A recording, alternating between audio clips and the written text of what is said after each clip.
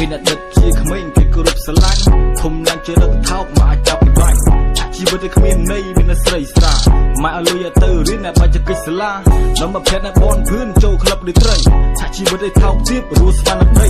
ញៀនឆ្នាំមិនញៀនមកឈ្មោះតាមក្រវីដៃមកខាន់កាន់អាវុធឲ្យផើប្រតិពីដេញវាយដល់កាប់ចាក់ផ្អើរិទ្ធិនីកាន់កាប់ណាកាលូកតាមក្រវី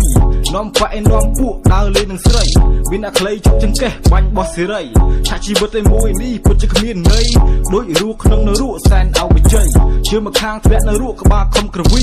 ដៃមកខាងជាប់ខ្នោះភ្ញាក់ខ្លួនព្រឺដូចរੂក្នុងសង្គមដែលមានជំងឺសម្បូរចោលសម្បូរញៀនឲ្យគ្រប់ទិសទី